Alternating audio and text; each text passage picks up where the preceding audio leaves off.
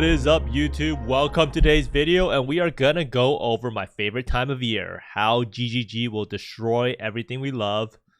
But all jokes aside, 3.21 is shaping up to be an interesting league. They put out a statement saying that there's gonna be no balance manifesto, and they do say there's gonna be some small nerfs. I like how they say, of course, some small nerfs. So there's always gonna be nerfs. But 3.21 is most definitely not a nerf fest. So what we can expect is probably some tuning numerically or rarity of items for the most overrepresented items. And yeah, we'll see exactly what happens. But before, I wanted to do a kind of a top 5 predictions, just because it's always fun to see if we get it right and what I pretty much sense is kind of overpowered. I looked through some posts about what people actually think is overpowered currently. Now, as I said, there's no balance manifesto for 3.21. There's going to be some small nerfs.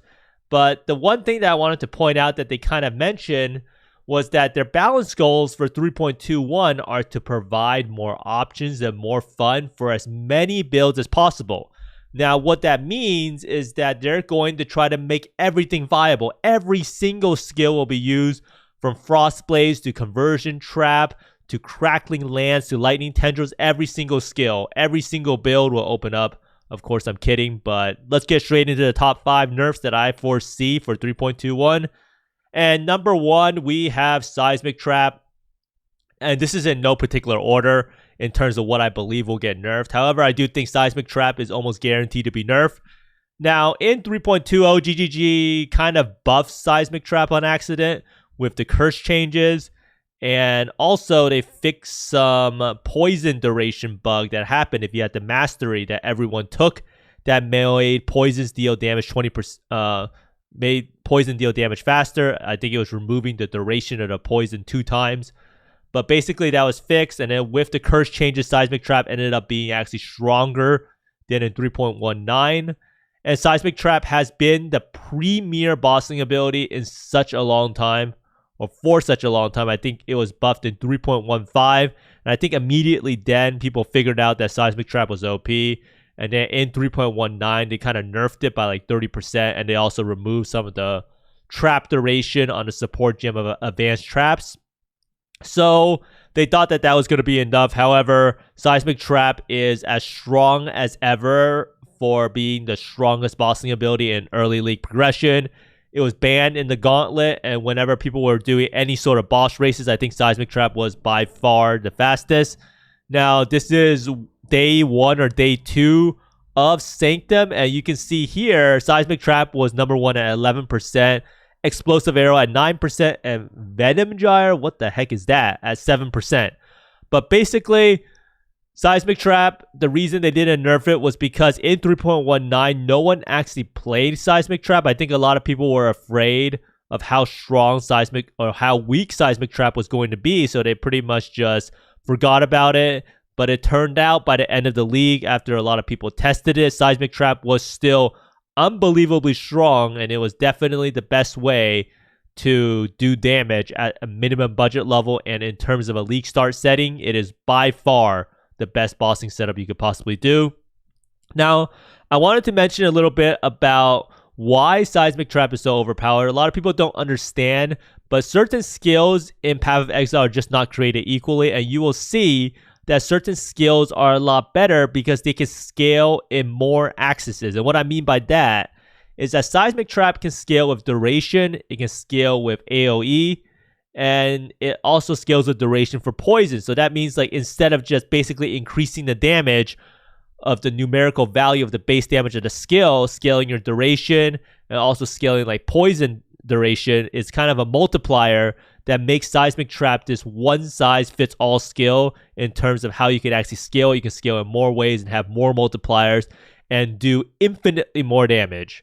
But next up, we have something called Poison, and Poison kind of goes with Seismic Trap. Seismic Trap is mainly played with Poison. And in this video right here, you can see this is Impending Doom. Now, Impending Doom is one of the new builds that appeared in this league, and this was a build that takes advantage of, I think it was Doom Blast or the new Doom Blast, and it uses Vixen's Entrapment. And this is another Poison build. So Poison in 3.20, GGG removed the curse effect penalty on pinnacle bosses. And now what this means is that before on the pinnacle bosses, you would have 66% less curse effect. Now this is a huge deal since you're removing this.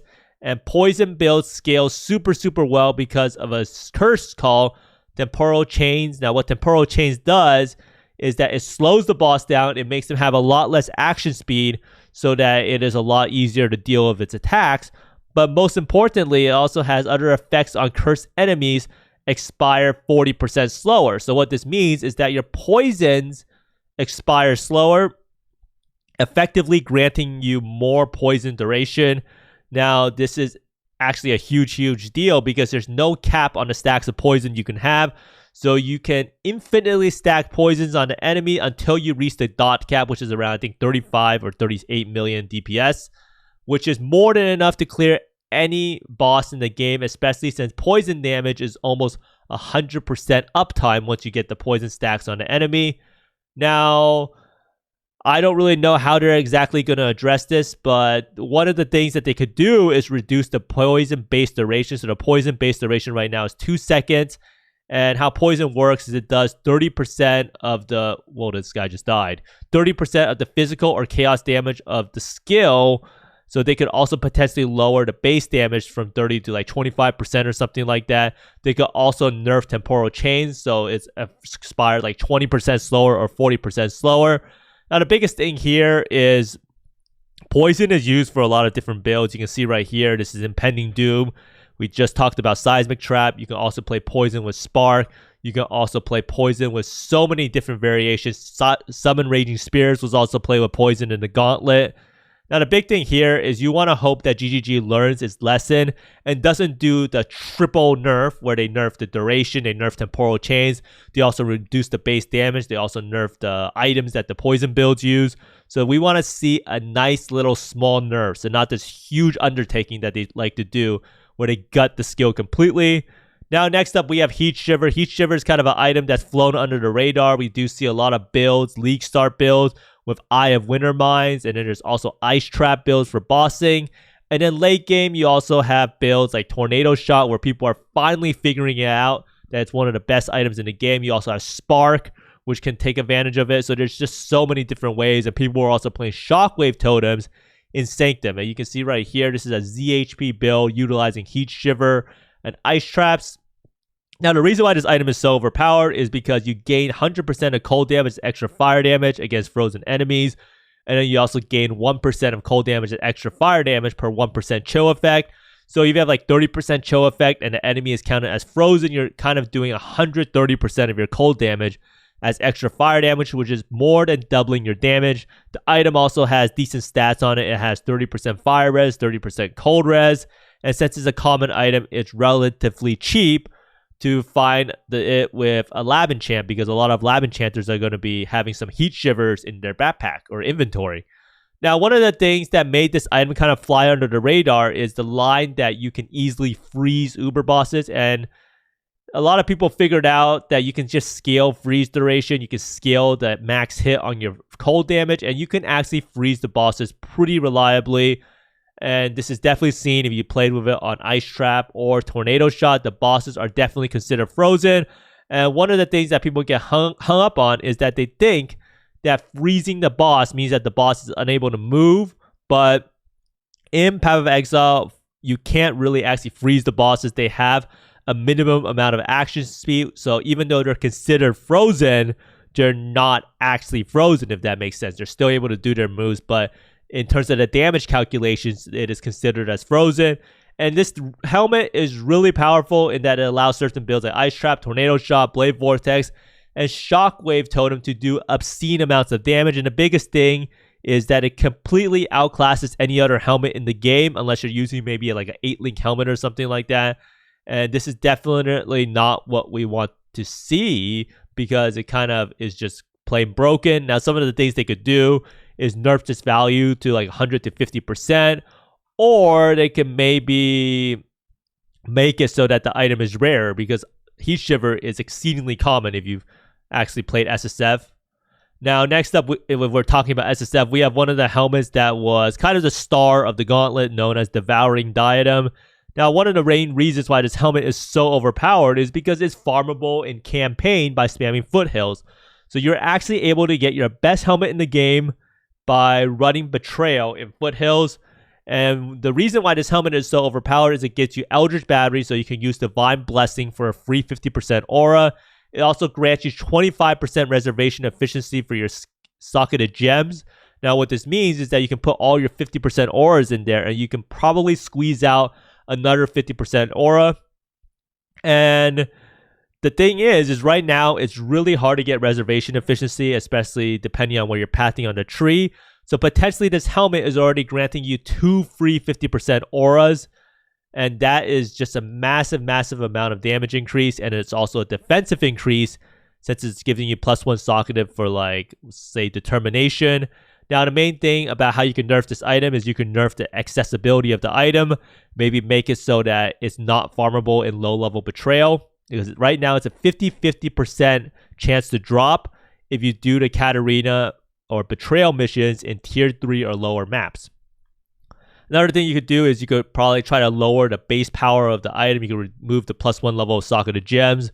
You could also make it so that its socketed gems have 15% reservation efficiency. Maybe just tuning down the power level is good enough. This item is honestly just generically good for almost every single build in the game because it gives you 2 50% auras. It lets you solve all of your mana issues with Eldritch Battery, and it also gives you a little bit of regen with the Feast of Flesh, which is, I think, every 5 seconds you consume like 10 corpses or so, and you get back some life and energy shield, which is definitely helpful. Now, number one, or just the last item on this list, I do think that Spark might get a little bit of a damage nerf in terms of maybe the effectiveness of added damage or the base damage of the skill. Now, I don't actually think Spark is overpowered at all. I think that it ended up being the most popular skill, and it wasn't even the most popular by a large amount. You can see 9% versus 8%, purely because it was very good in Sanctum. Like, it allowed you to off-screen the guards, and because it was good in Sanctum, it ended up having very good representation in Gauntlet progression, because in Gauntlet, doing Sanctum was very, very important, and Spark just ended up being one of the best builds for Sanctum. Now, a lot of people saw Ben play Spark in the Gauntlet with the Champion build. However, that build is probably beyond the scope of most players that play PoE because there's just so many buttons to press. You have to weapon swap to proc your Divine Blessing, and it's just a very, very button-intensive build. Now, the main thing about Spark and why a lot of people play it towards the end is Spark is another skill like Seismic Trap that has crazy endgame scaling because it is able to be scaled on a lot of different axes. So you can scale the projectile speed, you can also scale the duration. And what Spark duration scaling does is when you're in a small room, if you can double the duration of your Spark and you can precast a skill, you can effectively double the damage on your Spark almost. And there's also this new item from Jung Rowan called Nimmies, and its interaction with Sniper's Mark that makes it even more overpowered because it's effectively doubling your duration on Spark. And that is part of the reason why Spark is so popular this league.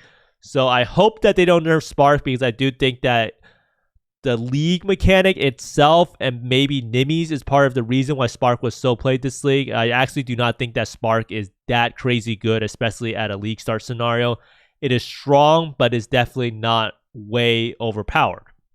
Now, Spark, like any good skill, is played with a lot of different variations. You can do the Poison Occultist, you can play Inquisitor Spark, and I've even seen some people do Trickster Spark for a more hardcore variant because of its great recovery. I do think that if they do touch Spark, it's going to receive some slight numerical adjustments, but hopefully GGG stays true to their word and the number change is very, very slight. Now, I am hopeful in 3.21 we're going to have a lot more build diversity, especially with the promised buffs. However, after I saw this is from 3.19, and their idea of a buff was the cleave has +2 radius. We'll see what exactly happens. Now, I do think that Seismic Trap is a pretty interesting case of how a skill can be buffed and have it be more played, because Seismic Trap was pretty much unplayed, and they did this buff. If you saw how they actually did the buff over here, They made it so that the small bursts now have a radius of 9. They increased the base damage of the skill by roughly like 30%. And then they increased the radius of the waves so that they have more overlap. And then they made it so the wave frequency was higher because now you can scale trap throwing speed and have it increase the wave frequency instead of cast speed. So they did all of these things to buff seismic traps. So I hope that they learn that you can triple nerf stuff, but you can also triple buff stuff to make stuff more viable. And some honorable mentions for stuff that I also think might get changed. I think Vixen's Entrapment might get nerfed, maybe with the cooldown. I also think that Champion might be on the chopping block. I think it's a little bit too generically strong for almost every single build in the game. But thanks for watching, everyone. Let me know down in the comments below what are your nerf predictions for 3.21. And see you next time. Bye.